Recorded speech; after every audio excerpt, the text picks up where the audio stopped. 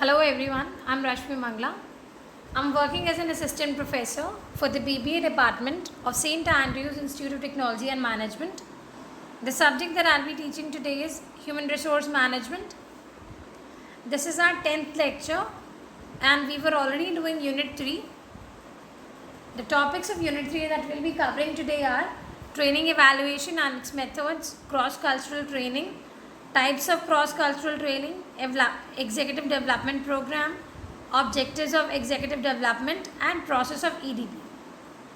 Now let's begin with the first one, training evaluation. We already studied about employee training in the previous lecture.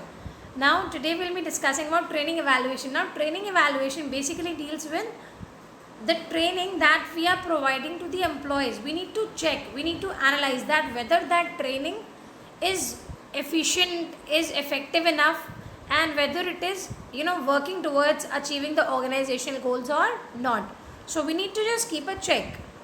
So let's see. Training evaluation is a systematic process to analyze if training programs and initiatives are effective and efficient. So it is a process through which we try to find out, through which we try to analyze that whether these trainings they are effective and efficient or not. Trainers and human resource professionals use training evaluation to assess if the employee training programs are aligned with the company's goals and objectives. So these training evaluation is used so that they can check, so that the trainers or human resource professionals they can check that whether these training programs they are aligned, they are linked to the company's goals and objectives or not, they are working towards the achievement of goals or not. Now training evaluation basically helps with the discovery of training gaps and opportunities in training employees.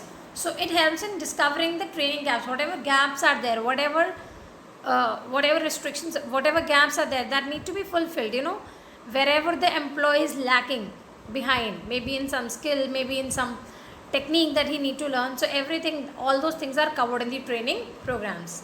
Training evaluation collects information that can help determine improvements on training programs and help trainers decide if certain programs should be discontinued or not. Now let's see some training evaluation methods. Now training evaluation methods are satisfaction. First one is satisfaction and participant reaction. Now satisfaction evaluation is the most basic feature for assessing the success rate of any training. For example, for the purpose, the trainer usually hands out a survey at the end of the course to test the reaction of the participants.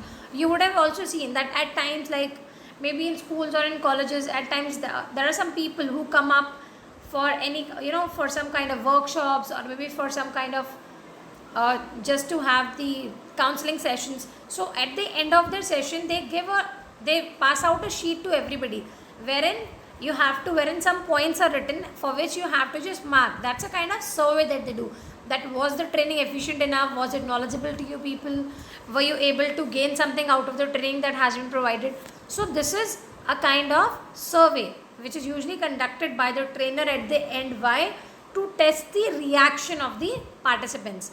And most of the time it covers common questions like whether the participants enjoyed the training or did they like the trainer, or do they want them to come back and again come back with another program, or maybe did they benefit out of the training program, or it was a loss of time. So all these kind of questions are covered to check the level of satisfaction and participant reaction. Next is knowledge acquisition. This is the second method. Now knowledge acquisition is the second level of training evaluation and involves the examination as the attachment of the training course to check that how much the participants have learned from the training course. So along with the training course they have an examination attached. That examination is a part of their curriculum of training, and with that examination only they will judge that whether the participant has learned something or not in the entire course. And it is a fact that most of the participants take training seriously only if they know that they are required to demonstrate the concepts that they have learned during the training. See, everybody takes things seriously. For example, you have been told you have to attend the class. So there are 60 or maybe 50% of the class attends it very seriously, and the remaining of them, they just take it very casually. But if you are told कि at the end of the lecture, the teacher will be asking you a few questions from each and every one of you, and you will be marked on your responses. So if you are told that you will be given marks, if you are told that you will be told to demonstrate what you have learned, then you will teach, then you will learn more seriously. You will hear to the teacher, you will listen to the teacher, you will be concentrated in the class. So just like that, in the training sessions also, if you have been told that there is an exam that will be conducted, you will take the training more seriously. So in this knowledge acquisition method, an examination is attached at the end so that they can check whether the trainees have actually learned something or not. Then behavioral application. The third method of evaluation deals with the behavioral application of their newly acquired skills. It also involves monitoring the changing behaviors as the skills and knowledge are applied to the task. In this method, the change in behavior is checked, it is monitored.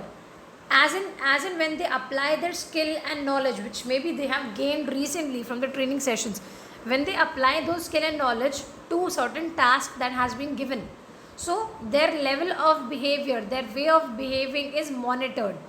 This provides crystal clear evidence of who is applying the knowledge, where the knowledge is being applied, and for what purpose. So we get to know in detail that where the knowledge is being applied, who is applying it, and how and for what purpose they are applying the knowledge. Then next is measuring the business improvement. Now the primary objective of nearly all the organizations arranging the training courses is to generate a particular business improvement. A business improvement is generated. So it means that basically we can assess the success level of a training program by the improvement made in that particular field. Like you have been, once the training is complete and the participants are ready to apply the knowledge for the cause of development of the brand. So whatever you have learnt in the training program, once you are able to apply those skills and knowledge in a particular area, then only you are able to judge the success level of the training, that whether the training was actually successful, whether you were actually able to learn something, whether you are actually able to practically apply those skills which you have learned or not. So that is measuring the business improvement. The last one is return on investment, ROI. This is the final member of the list of training evaluation methods, and it is related to the measurement of return on investment. That is basically deals with whatever we have invested, how much return are we getting on it. ROI deals on that. So it deals with the training regarding cost and returns, that how much cost we have put into the training sessions and what is the return that we are getting out of it. Cost, for example, the course fee, the facility fee, staff management and wages, time utilized for the training the participants, and returns in what sense? Returns can include business improvement, returns can include increased number of conversations and financial gains, maybe both short term and long term, but these are the returns. So we have to check that whether we are getting adequate return on the investment made in the training or not. So these are the training evaluation methods. Now next we will come to the new topic, that's cross-cultural training. Now cross-cultural training refers to the training given to the employees related to the cultural differences between nations, the awareness of which helps in running smooth business across the nations. So basically it is what?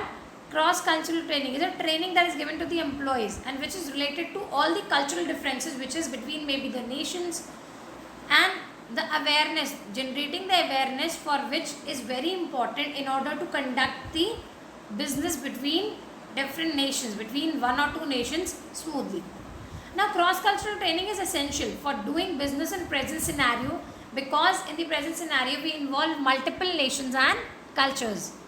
As we can see, multinational corporations, they are not working only in one country, they are working in multiple countries, right? So cross-cultural training is important in today's world because we are dealing globally. Now it has been the main method used for facilitating effective cross-cultural communication and interaction. So it is a main method that is used to facilitate cross-cultural communication. That is, we can communicate and we can interact with the people of different countries, with the people who are having different cultures. Now it is also, cross-cultural training was also defined as a procedure or practice that is used to increase an individual's ability to cope with the cross cultures and perform well in a new cultural environment. So basically it is a sort of procedure or practice which increases your ability for what? Ability for to cope up with the new cultures and to perform well in a new environment of a different culture. Now cross-cultural trainings, we can divide them into two types. Let's see the types of cross-cultural trainings.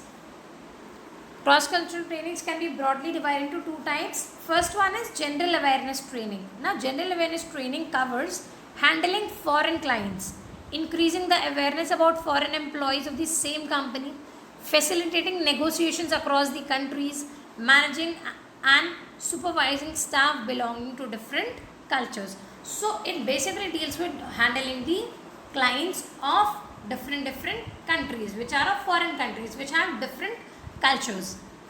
Then second type of training is specific training. Specific training is related to a particular culture or nation.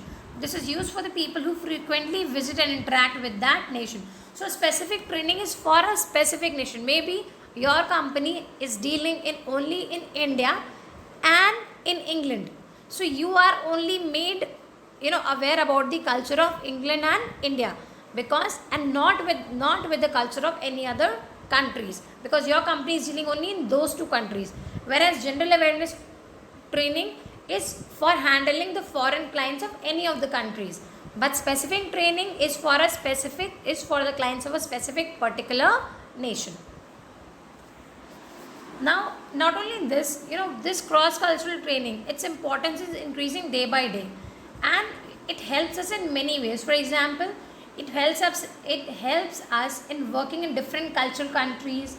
It helps us in collaborating for working on one project with the team of another countries or another nations who come from a different culture.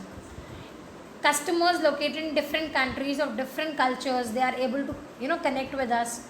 Suppliers from other countries for outsource activities, working of divisions or departments of the company in different countries. So in all those areas, cross cultural training is used to quite an extent. Now next topic for today is executive development program. Now executive development program is basically a management development program, where the skills of the managers are developed, where they go under a completely maybe personality development program or any training and development. Why? So that their skills, their knowledge, it is developed and they can utilize those skills and knowledge in achieving the organizational goals. So let's see the definition. Now Filippo has viewed that executive or management development includes the process by which managers and executives acquire not only skills and competency in their present jobs, but also capabilities for future managerial tasks of increasing difficulty and scope. So Filippo has viewed that it includes the process through which managers acquire the skill and competency, that they become competent enough in their present job, and they also become capable for handling the difficulty that might arise in some future managerial tasks. Executive development is a management development. It is a process of learning and growth that managerial personnel undergo. So it is a process through which managers are able to learn and grow, and they then apply those skills, that knowledge which they have acquired, the attitude, the insight, all those things are applied in the organization where they work. And the whole idea of executive development is for managers to not only apply the skill and competencies, but also to prepare for future managerial roles, which includes a wider scope and has higher difficulty level also. So it is basically an ongoing process, because Managers are expected to grow from time to time, from strength to strength. They are expected to grow more and more. So it is a continuous process. Now, not only this, executive development program, it has quite a few benefits also. For example, it increases the leadership skills, it strengthens the communication skills, it gives the skills of team building, it gives the ability to formulate more competitive business strategies, it gives the ability to function more adaptably in management roles by gaining additional confidence and knowledge. It gives the ability to apply new concepts. So all these are the benefits that we derive from executive development programs. Now let's see the objectives of executive development. Now the main objectives of any program of executive development are basically to improve the performance of managers at all levels. This is the main objective. Why do we conduct these executive development programs? To improve the performance of managers at all levels, to identify the persons in the organization with the required potential and prepare them for higher positions in future. We first need to identify the persons who have high potential, and then we prepare them for the higher positions in the future also. Then to ensure availability of required number of executive succession who can take over in case of contingencies as and when these arise in future. We need to check the availability of a number of executives or a number of managers succession, who are capable enough or taking over the place of some other person in case any kind of contingency, any kind of mishappening arises in future. Then to prevent obsolescence of executives by exposing. Now being obsolete means being outdated. When something becomes obsolete, that means maybe the technology has become outdated. For example, if we talk about phones, the normal keypad phones, the candy phones which we used to use, like say let's 10 or 15 years back, are we still currently using them? One or two might be using them, but are we actually using those phones in our regular work? No, they have become obsolete. The technology has become outdated. We all are updated to smartphones. So same way, executive development programs are conducted to prevent obsolescence of executives by exposing them to the latest concepts and techniques. They are exposed to latest concepts and techniques in their area of specialization, so that their skills do not become outdated, so that they can be made up to date and they can be made to enhance their skills. Then to replace elderly executives who have risen from the ranks by highly competent and academically qualified professionals. Now EDPs are conducted so that we can replace the elderly executives, the older ones who have been working from a long time, who have to get retired. We can replace them from the new ones who are more academically qualified, who are more highly competent. To improve the thought process and analytical abilities, to provide opportunities to executives to fulfill their career aspirations, to understand the problems of human relation and improve human relation skills. So all these are the objectives of executive development. Now EDP has a certain process that is followed. Although sequencing these steps of the process, it's not very easy, but still some behavioral scientists have tried to list and sequence them in 6 main steps. So what are those 6 steps? Let's see them in detail. The first one is identifying development needs. Now once an executive development program has been launched, once the launching of EDP is decided, its implementation begins. We need to implement it. How we will implement it? We'll begin with identifying the development needs of the organization concerned. That is there any need in any organization to develop their skills, to develop their knowledge? So for this, first of all, the present and future developmental needs for managers is ascertained by identifying how many and what type of executives will be required in the organization at present and in future. So first step is we identify the developmental needs. That is there a need in the organization to develop the skills of its managers, maybe for the present or maybe for the future. So that is the first step. Second step is appraisal of present managerial talent. The second step is an appraisal of the present managerial talent for the organization. Now, for this purpose, a qualitative assessment of the existing managers in the organization is made. First, we make an assessment. We assess the quality of work that they do, and then the performance of every executive is compared with the standard expected of him. Once we have assessed his work, then we try to compare his performance along with the standard that the company expects. So a comparison is made so that we can appraise the present managerial talent. Then next step is inventory of executive manpower. Based on information gathered from human resource planning, an inventory is prepared to have complete information about each executive in each position. Now we prepare an inventory so that we know that how many executives are working, in which position they are working, so that we have a complete information about it. Now information is also taken on the executive's age, his education, his experience, his health record, his psychological test results, his performance appraisal data. So that means everything is collected and the same is maintained on cards and replacement tables.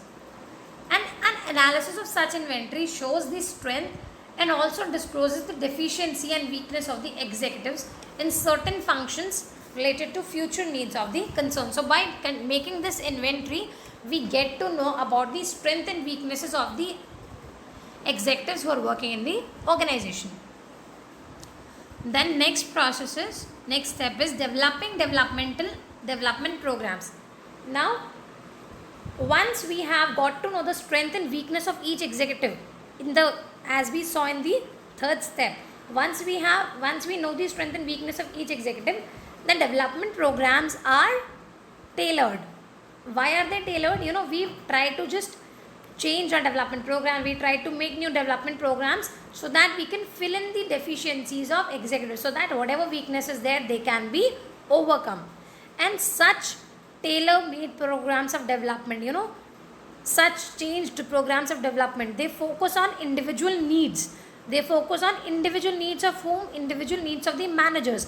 Maybe one manager is lacking in some skill, the other one is lacking in some other skill. So individual needs are taken care of, and then their skill development, their changing attitudes, their knowledge acquisition is covered.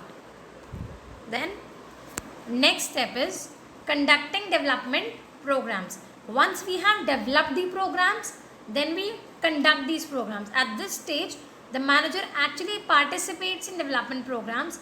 It is worth that the manager has to mention that no single development program can be adequate for all managers.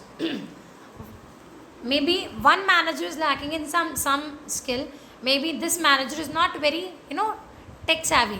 The other manager is tech savvy, but he lacks in leadership qualities, or maybe he lacks in decision making skills. So that means one development program, can it work for all the managers? No.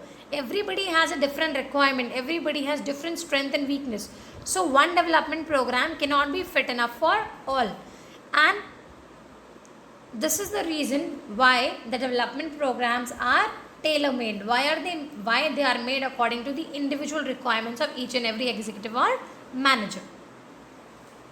Then the next one is the last one, evaluating development programs. Now, just as with employee training program, we had studied an employee training program, same way in the executive development program also, they are also evaluated to see the changes in behavior and executive performance. Evaluation of program enables to appraise program's effectiveness, highlight its weakness, and aids to determine whether the development should be continued or how it can be improved. So at last, the development programs are evaluated so that we can get to know that whether these development programs were actually beneficial or they can be more, they need to be more improved. Alright, so this is the entire process of executive development program. Now let's see some questions based on the concepts of today. The questions that you have to do for today are: what is training evaluation? Explain the methods of training evaluation. Write a short note on cross-cultural training. Explain executive development program and state its objectives. Describe the process of executive development program. Stay tuned for the upcoming lecture of Unit 3. Thank you.